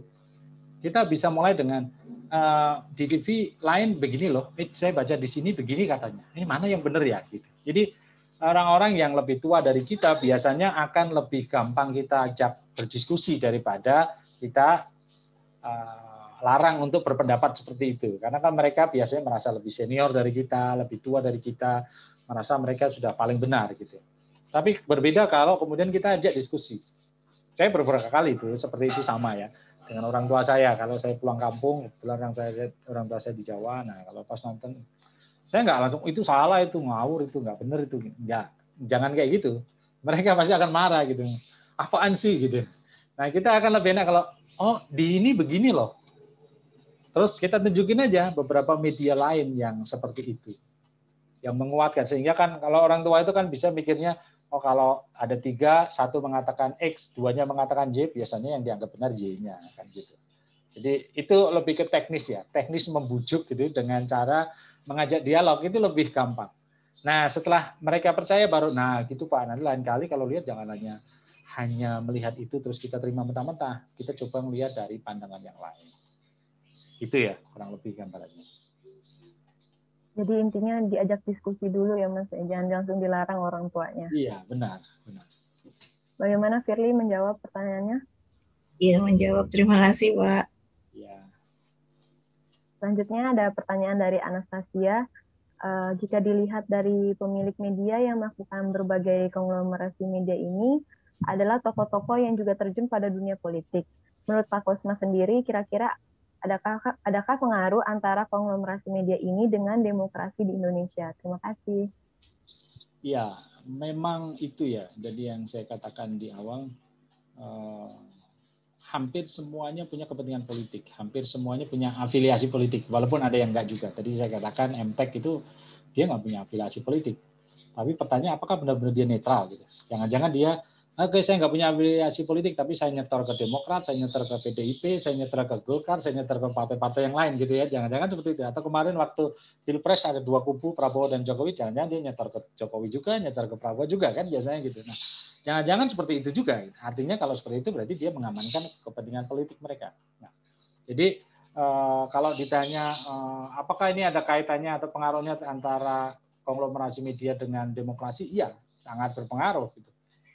Sangat berpengaruh. Cuma masalahnya bagaimana kita kemudian mengontrol itu kan. Nah, tadi kembali bagaimana membuat regulasi yang ketat, regulasi yang keras gitu ya, yang bisa menghindarkan pengelolaan media dari kepentingan-kepentingan konglomerasi seperti itu.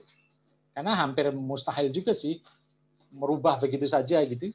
Hampir mustahil juga gitu.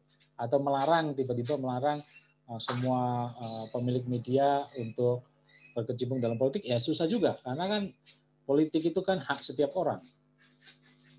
Jadi kita semua boleh berpolitik gitu kan, itu persoalan juga. Nah, yang harus dilakukan sebenarnya adalah melakukan regulasi, perbaikan regulasi yang bisa menghindarkan tadi kepemilikan ganda media atau konglomerasi media.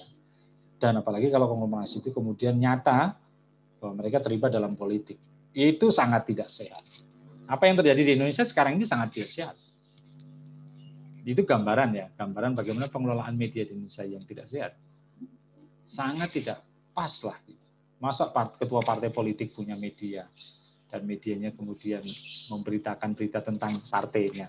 Itu pasti yang baik-baik kan gitu. Itu gambaran sederhana gitu. Jadi artinya nanti demokrasi kita akan menjadi demokrasi yang palsu, tidak original, karena semuanya penuh dengan kepalsuan. Informasi pun dengan informasi yang palsu. Gitu ya, Anastasia ya, kurang lebih. Berarti kembali ke regulasinya sendiri dari pemerintah ya, Pak ya? Iya, benar. Gimana Anastasia menjawab? Saya sangat menjawab. Terima kasih banyak, Pak. Ya.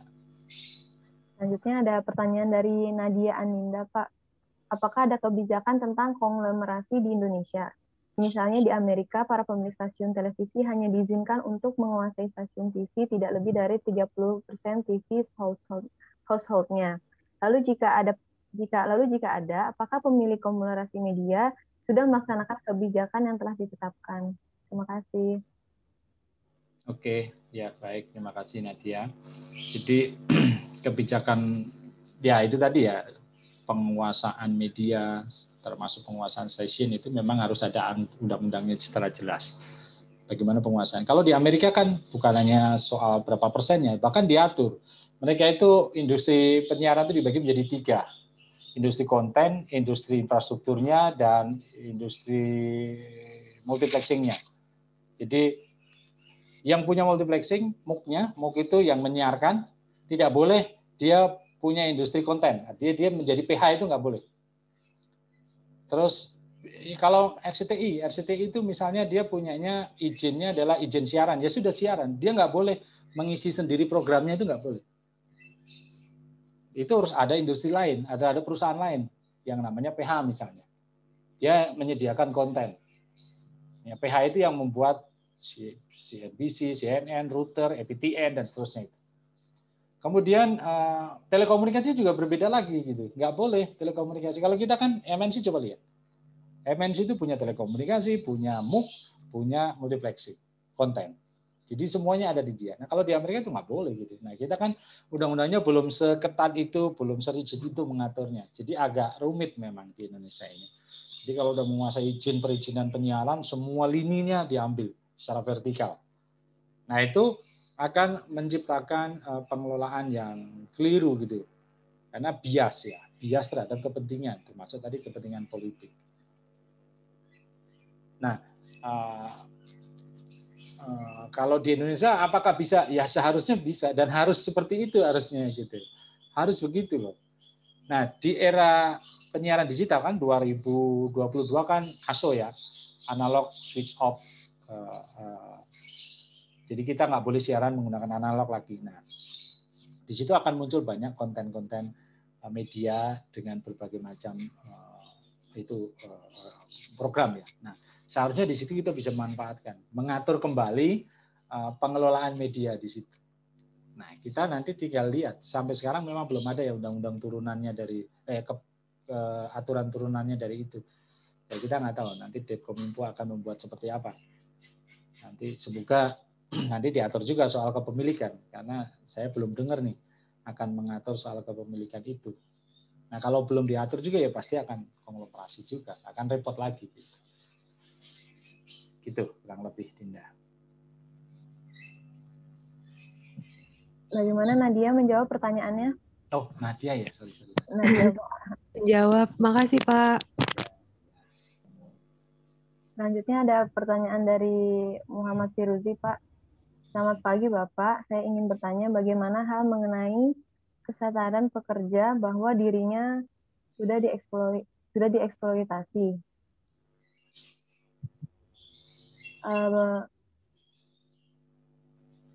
Maaf, saya ulangi. Bagaimana hal mengenai kesadaran pekerja bahwa dirinya telah dieksploitasi oleh media tempatnya bekerja? Karena rata-rata lulusan dari sarjana tersebut itu adalah yang sudah bekerja di media sendiri, Pak. Oke, baik. Ini pertanyaannya pas nih. Karena saya 6 bulan mengerjakan disertasi saya tentang komodifikasi pekerja TV, media TV. Jadi benar-benar saya mengamati ke sana gitu. Nah, sebenarnya apa yang terjadi gitu ya? Kalau di pekerja media, karena rata-rata mereka itu bekerja karena lulus baru ya, fresh graduate gitu ya. Maka mereka biasanya nggak punya kesadaran gitu. Dia diterima bekerja di TV itu udah senangnya minta ampun. Termasuk saya dulu ya ketika bekerja. Termasuk Anda mungkin, aduh saya bisa harus bekerja di TV A, B, C gitu ya. Ya itu bagus itu, sebagai motivasi awal itu bagus. Tapi ketika Anda mulai bekerja, tolong dibangun juga kesadaran Anda. Karena peluang untuk dieksploitasi sangat besar. Dan saya menemukannya di stasiun TV yang saya teliti ini, sebuah stasiun sebut saja A gitu ya. Saya meneliti di situ itu dari jam berapa? Pokoknya sampai subuh lah, dari malam subuh. Dan memang saya temukan banyak sekali bentuk eksploitasi. Yang paling sederhana sebenarnya dari jam kerja ya. Dari jam kerja itu kelihatan. Bagaimana jam kerja yang dari 8 jam kerja, 9 jam kerja menjadi 12 jam bahkan 15 jam kerja. Kalau di TV atau di media itu biasanya tidak ada uang lembur gitu.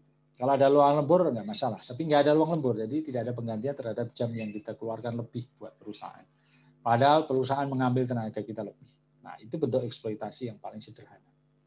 Bentuk eksploitasi lainnya adalah misalnya multitasking. Pekerjaan kan kalau bekerja nanti selalu dikatakan, terutama di era digital itu kan, ayo dong semua multitasking. Multitasking itu bekerja lebih dari satu pekerjaan. Dia menjadi seorang kameramen, sekaligus editor, sekaligus presenter. Ada loh teman saya yang editor, kameramen, presenter. Mengerjakan itu. Pertanyaan saya, apakah itu dikasih lebih? Oh ya dikasih lebih, dikasih tambahan 500.000. Nah, apakah cukup dengan tenaga yang Anda keluarkan? Nah, itu yang harus dipertimbangkan. Bukan berarti saya menakut-nakuti Anda, waduh kerja di TV seperti ini nih gitu. Enggak gitu. Banyak kok pekerja TV yang punya integritas yang baik dan dia tidak tereksploitasi dengan begitu berat gitu. Bahkan tidak dieksploitasi karena dia tahu bahwa saya itu tidak boleh hanya iya aja. Saya harus tahu juga batas saya ada di mana. Kalau saya bekerja sesuai dengan ketentuan yang berlaku, ya pegangan pokoknya ya di Depnaker aja, undang-undang Depnaker aja yang mengatur tentang ketenagakerjaan. Nah, itu aja jadi acuan. Kita bekerja tidak boleh lebih dari 9 jam. Waktu juga harus ditentukan dengan jelas dan seterusnya. Nah, sesuai dengan itu aja. Nah, tetapi kan banyak pekerja media itu yang tanggung nih. Waktunya tinggal bentar lagi. Udahlah sekalian aja misalnya gitu. Karena pengganti juga belum datang misalnya.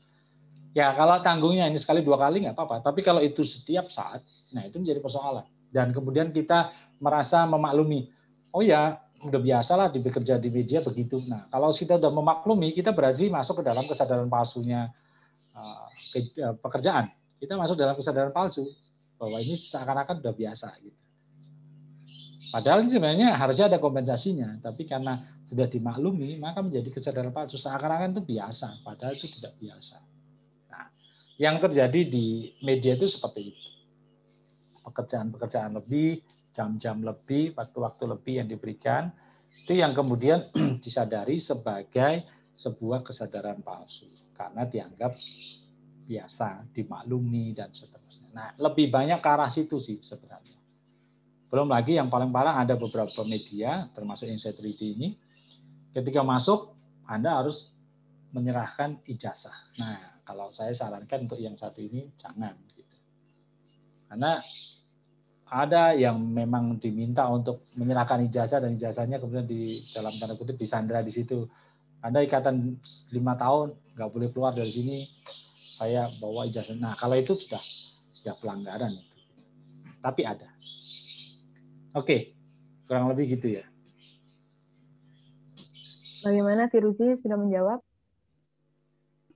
Sudah, Pak Kosmas. Terima kasih banyak, Pak Kosmas. Terima kasih banyak, Febri. Sama-sama. Sama-sama. Selanjutnya ada pertanyaan dari Leoni, Pak. Berdasarkan yang Bapak jelaskan bahwa TV hanya mengutamakan rating dan halayak juga mendukung, bagaimana masa depan media jika tidak berjalan sesuai dengan fungsinya, yaitu mengedukasi masyarakat, dan bagaimana dampaknya bagi masyarakat? Terima kasih, Pak. Ya, itu alarm bahaya buat kita gitu ya. Kalau dalam kondisi seperti itu atau dalam kondisi sekarang ini dibiarkan berlanjut, maka sebenarnya ya kita tidak lebih hanya sebagai sapi perahannya media.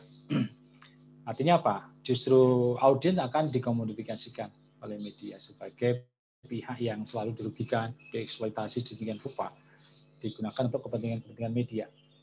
Nah, siapa yang diuntungkan? Jelas, media yang diuntungkan, pengelola media, konglomeratnya. Kita ya tidak diuntungkan sama sekali. Padahal bagi sebagian masyarakat kita, TV itu kan hiburan ya. Anda mungkin enggak. Anda tuh orang yang punya banyak channel, gitu, banyak media. Tapi bagi sebagian orang, hiburan dia adalah nonton TV. Nah, persoalannya kalau hiburannya yang ditonton adalah hal-hal yang merugikan dirinya, maka sebenarnya ya dia tidak terhibur. Dia dibawa kepada tontonan-tontonan yang nggak berguna buat dia, padahal dia mencari hiburan. Nah, itu kan persoalannya. Itu persoalan buat kita. Nah, masa depan medianya bagaimana? Kalau media ya pasti akan senang-senang aja. Media akan senang selama masyarakatnya suka. Nah, yang jadi persoalan apakah masyarakatnya sadar dengan itu? Nah, seharusnya masyarakat memang melakukan sebuah movement lah, pergerakan. Gimana caranya agar kita bisa merubah cara pandang media. Nah, apa yang harus dilakukan masyarakat? Masyarakat sebenarnya bisa. Misalnya melakukan gerakan memboikot penonton TV A yang selalu menontonkan tayangan yang tidak mendidik misalnya. Coba kalau masyarakat Jakarta tidak nonton TV A ini selama 2 minggu aja, pasti TV-nya akan kelabakan. Kalau kompak ya, karena kan Jakarta termasuk 12 kota yang disurvei oleh Nielsen, dan persentase besar penduduk yang disurvei itu di Jakarta dari 12 kota itu. Jakarta, Bandung, Medan, Surabaya. Nah, kalau di beberapa kota ini, dari misalnya 4 kota tadi yang saya sebutkan, itu semua kompak, ayo kita nggak nonton tayangan TV A selama 2 minggu. Karena TV A ini ada alasannya tertentu, misalnya dia melanggar apa. Dan pasti mereka akan kelabakan sendiri, dan mereka akan bingung ini gimana caranya akan memperbaiki. Nah, mereka mau nggak mau akan mengikuti tuntunan masyarakat. Tapi kan tidak semua orang gampang atau mudah diajak untuk memboikot seperti itu. Dan itu persoalan itu sendiri. Itu kurang lebih.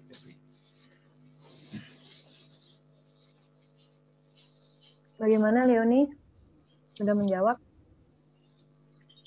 Pak, saya sebenarnya pengen nanya lagi kan dari penjelasan tadi. Nyatanya kan masyarakat juga nggak semuanya yang bisa memilah berita tuh. Tapi menurut Bapak itu bakal ada kerusakan nggak sih di depannya? Maksudnya kerusakan buat negara ketika nggak ada yang boykot, nggak ada yang itu media membiarkan media mengarahkan mereka, itu menurut Bapak ada kerusakan nggak buat negara? Ya, yang pasti dirugikan adalah masyarakat ya, karena tadi akhirnya kan informasi yang diterima oleh masyarakat adalah kalau misalnya ini berita ya, Informasi yang diterima masyarakat adalah informasi yang bukan informasi yang kenyataan, tapi justru informasi yang menguntungkan dari konglomeratnya. Misalnya, ada mau undang-undang tentang tembakau, misalnya. Kemudian ada satu media yang salah satunya karena punya saham, pengelola media itu salah satu sahamnya dimiliki oleh pengusaha tembakau misalnya. Dan dia mencoba mempengaruhi publik dengan informasi bahwa tembakau itu nggak masalah, udahlah nggak usah direcehin dan seterusnya, undang-undang dibatalin aja gitu. Akhirnya benar-benar dibatalin. Berarti kan yang dirugikan masyarakat menjadi tidak terlindungi. Nah, artinya apa? Dalam kepentingan sesaat, masyarakat yang banyak dirugikan. Dan apakah ini kemudian bisa merusak negara? Sangat besar peluangnya untuk merusak negara. Kan banyak kemudian kepentingan negara yang kemudian diatur misalnya dengan undang-undang yang sesuai dengan pesanan tadi. Siapa yang memesan ini? Nah, kalau udah sampai ke situ, ya yang rugi kita semua, termasuk bangsa dan negara kita. Itu sangat besar pengaruhnya. Gitu ya, Leon. Baik, Pak. Terima kasih menjawabnya. Terima kasih, Leon. Selanjutnya ada pertanyaan dari Fadila Anastasia, Pak. Izin bertanya, bagaimana cara yang dapat dilakukan oleh media dan masyarakat agar tidak terjadi keseragaman konten yang diakibatkan dari duplikasi? Terima kasih, Pak. Ya, oke. Ya ini memang PR terbesar ya bagi kita, gitu. Terutama para pelaku media sebenarnya. Dulu ketika saya bekerja di TV, di TV mana dulu ya, saya pernah di kota itu, TV 7 sebelum Trans 7 dulu kan, sebelum diambil Trans menjadi masih namanya TV 7. Ketika dulu di TV 7 kita semua karyawan itu di challenge, ayo silakan yang punya program bikin proposal, bentuk programnya kayak apa, perencanaannya kayak apa. Tujuannya apa? Untuk menghindari duplikasi. Dan akhirnya benar, setelah sebulan dikasih kesempatan muncul banyak sekali tawaran program dan akhirnya diproduksi sekitar 10. Termasuk saya membuat sebuah dummy gitu ya, dummy produksi yang sekarang menjadi Jejak Petualang gitu. Kalau Anda pernah nonton Jejak Petualang, nah itu dulu saya sempat menjadi tim yang membuat dummy-nya. Dan dari sekian banyak program, akhirnya yang berhasil hanya Jejak Petualang itu. Sempat beberapa di antaranya tayang, 10-nya tayang cuma sebulan, 2 bulan, akhirnya putus. Karena apa? Karena secara real ternyata TV butuh cost yang tinggi. Karena kan TV itu high cost ya. Jadi sebuah program siaran itu kalau kemarin yang saya dapat laporan dari Net TV, dalam sekali siaran mereka butuh 6 miliar dalam sehari siaran. Dan itu harus diganti oleh perolehan iklan kan gitu. 6 miliar dalam sehari, karena Net TV itu kan banyak live-nya. Kalau yang nggak banyak live mungkin seperti Trans 7 itu ya, mungkin sekitar 3-4 miliar. Nah, maka dalam sehari mereka harus berapa iklannya gitu kan. Jadi akhirnya larinya pada pencarian program yang menghasilkan rating tinggi. Maka solusi terdekatnya adalah duplikasi tadi. Nah, media harus bijak gitu. Kalau begitu media harus bijak untuk mencoba tampil beda gitu ya. Jangan hanya menduplikasi terus, jangan hanya epigon terus, mengekor dan seterusnya terus. Nah, kalau itu dilakukan ya akhirnya kita tidak bisa membedakan satu tayangan dengan tayangan yang lain, satu TV dengan TV yang lain, karena sama saja gitu. Nah, memang tadi kembali ke persoalan ekonomi akhirnya. Uangnya susah, tapi kan walaupun uangnya susah atau kita membutuhkan uang, kita kan bisa bikin program yang beragam, tapi dengan dengan kualitas yang bagus. Ya memang tidak mudah ya gitu. Itu butuh tantangan yang besar gitu. Kemampuan masyarakat kita kebetulan gitu saat ini memang sukanya nonton yang entertain, sukanya nonton yang hiburan. Tadi yang seperti dikatakan oleh salah satu direktur di Viva News ya, TV One. Ya memang masyarakat kita masih suka entertain gitu. Bahkan menggunakan TV sebagai sarana hiburan. Nah itu memang problem terbesar kita ya. Jadi merubah program itu ternyata tidak cukup dari TV-nya, tapi juga masyarakatnya. Kan sampai sekarang dari 11 TV hanya 2 yang TV berita. Itu menggambarkan sebenarnya bahwa masyarakat kita masih nggak suka berita. isinya hal-hal yang entertain aja, yang hiburan-hiburan saja. Nah, agar kita tidak terduplikasi, tidak membuat program yang selalu duplikasi, ya maka masyarakatnya juga harus berubah. Jadi dua sisi sebenarnya. Tidak hanya cukup industrinya, tapi masyarakatnya juga terliterasi dengan baik sehingga mereka juga melihat itu tidak hanya sekedar sesuatu yang menghibur, menyenangkan, tetapi juga dia bisa mengambil sesuatu, bisa mengambil pelajaran dari apa yang dia tonton dan seterusnya. Jadi butuh dua sisi. Karena orang kayak yang saya contohkan yang punya saya tadi bikin program bagus. Dulu saya pernah bikin sebuah program yang namanya cuci mata. Mungkin teman-teman nggak ada yang pernah dengar itu. Cuci mata yang sebulan, habis itu selesai. Cuci mata itu entertainment, berita entertainment, gosip. Infotainment itu kan selalu gosip ya. Tapi cuci mata itu belajar menangkap atau menayangkan berita tentang pelaku infotainment atau selebritas, tetapi bukan dari sisi gosipnya, tapi dari sisi yang lain, yang lebih edukatif. Sama-sama infotainment, tapi yang satu edukatif, yang satu gosip ya. Edukatif itu apa? Misalnya kami menyajikan artis ini punya usaha apa sih selain jadi artis? Nah, kita angkat itu. Agar apa? Agar publik bisa belajar, oh artis saja mau jualan ini loh. Masa publik nggak mau sih? Artis saja dia melakukan usaha ini loh. Masa yang lainnya enggak sih? Saya masih ingat Atta Halilintar itu dia punya kebiasaan setiap berapa hari, satu bulan sekali dia datang ke perkemahan Cibubur waktu itu untuk mengajari mahasiswa yang baris berbaris itu apa sih namanya? Paskibra. Dia masih sempat loh untuk itu. Makanya kita nggak pengen dan seterusnya. Artinya kita mengangkat sisi lain yang lebih edukatif. Tapi apa yang terjadi? Publik nggak suka. Publik sama-sama nonton infotainment lebih suka yang gosip, seru daripada yang edukatif. Nah itu kan persoalan ya. Kita sudah menyediakan program yang edukatif, mendidik, tapi masyarakatnya nggak suka. Nah akhirnya kami juga di-cut juga program itu. Nah, jadi harus seiring sejalan antara masyarakat yang harus terliterasi dengan baik, punya kesadaran baik, dan media yang punya etikat baik untuk memperbaiki kontennya, tidak hanya mengeruk keuntungan semata. Gitu, Fadila. Terima kasih Mas jawabannya. Bagaimana Fadila, sudah cukup menjawab? Sudah cukup, terima kasih Pak Kosmas dan Febri. Sama-sama. Sebelumnya Mas, saya juga ingin bertanya nih Mas. Sebenarnya kan kalau di media TV saat ini, medianya tuh lebih isi kontennya itu mengambil dari sosial media. Waktu itu salah satu acara TV kayak Selebrita, dia mau ngambil cuplikan aja, dia harus izin dulu dari YouTube artisnya kalau dia mau ngambil cuplikan tersebut. Sebenarnya hal itu adalah hal yang etis dalam dunia TV, karena saat ini dunia digital, atau sebenarnya nggak boleh Mas? Terima kasih.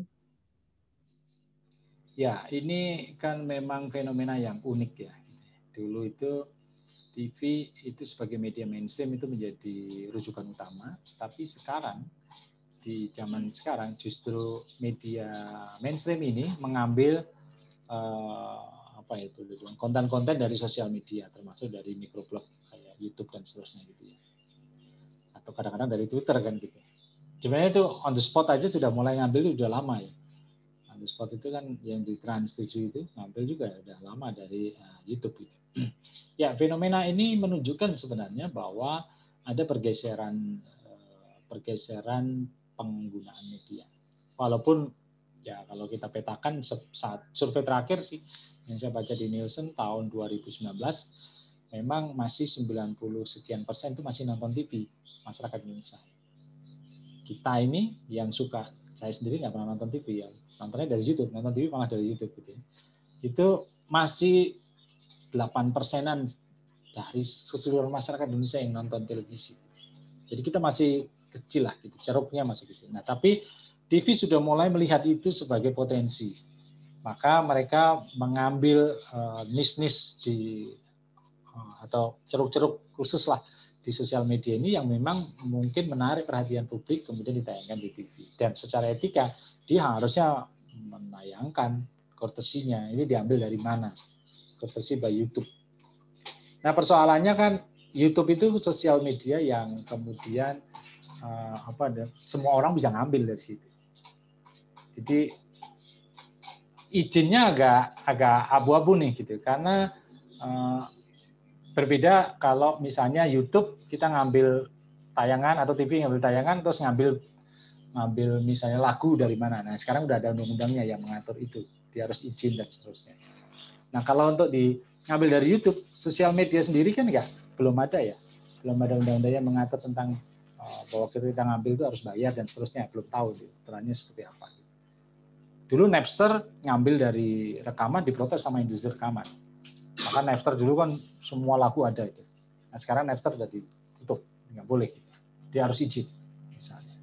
Nah, itu persoalan memang. Nah, kalau itu terbalik seperti yang tadi dicontohkan oleh Febri tadi, ada tayangan yang kemudian ngambil dari YouTube, apakah izin? Ya wajib izin. Tapi pertanyaan selanjutnya, apakah harus bayar? Nah, itu ya belum tahu. Apakah perlu membayar kepada konten kreator? Berbeda kalau konten kreatornya diundang untuk bikin konten hal yang sama di TV. Karena ada banyak kan di misalnya Indonesian Idol. Itu kan banyak ngambil konten kreator di YouTube kan. Penyanyi-penyanyi di YouTube agar ikut kompetisi di situ. Dan celakanya banyak yang nggak dibayar itu. Banyak yang nggak dibayar. Ada kalau dibayar biasa aja gitu. Nah, tapi nggak ada aturan yang mengatur tentang itu, belum. Karena kita belum punya undang-undang ITE yang secara jelas mengatur khusus tentang konten media.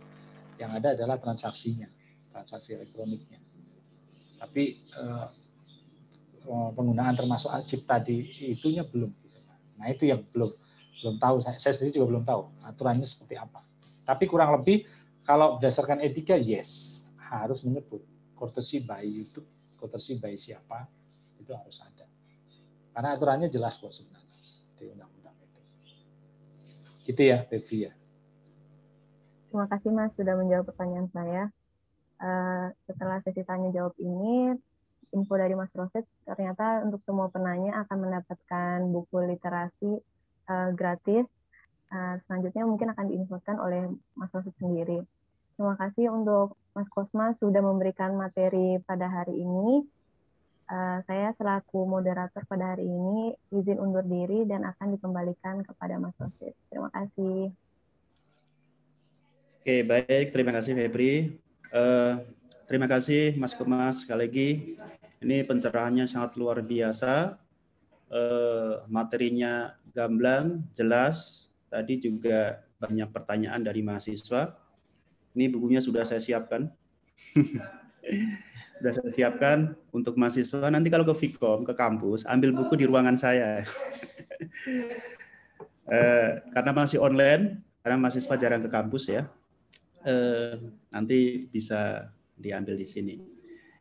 Sebelum ditutup, mungkin kita dokumentasikan dulu ya kegiatan kita, foto bersama. Mohon teman-teman mahasiswa silakan di-on-kan kameranya.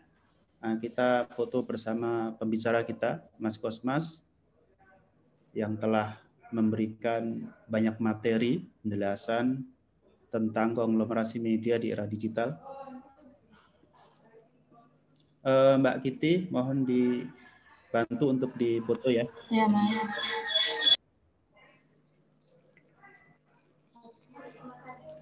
Ya.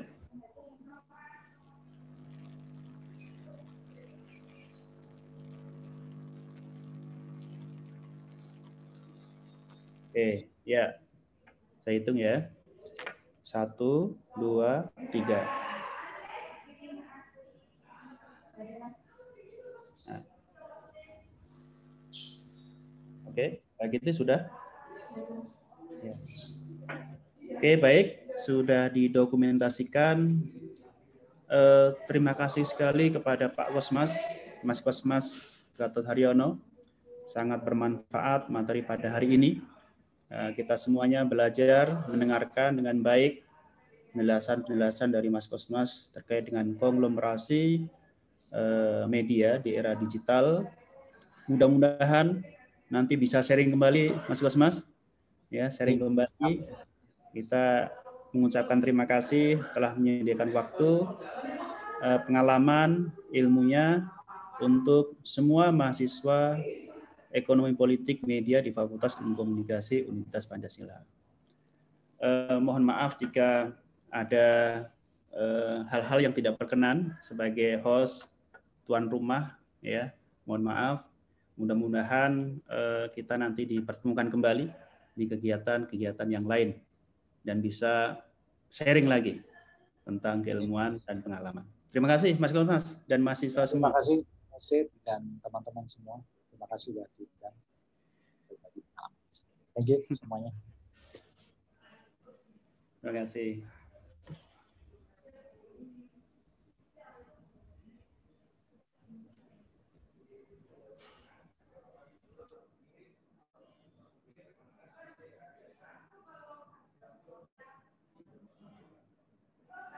Terima kasih Mas Kosmas. Ya, sama-sama. Makasih semuanya. Udah boleh live, Mas. Sudah boleh live, silakan. Ya, terima kasih ya semuanya atas pertanyaannya. Bukunya bisa diambil di ruangan saya. Bagi yang penanya tadi, ada 8 ya, termasuk Febri. Terima kasih Mas Wasid. Izinnya ya Mas. Terima kasih. Terima kasih Mas. Ya, Mas. Makasih Mas. Makasih Mas.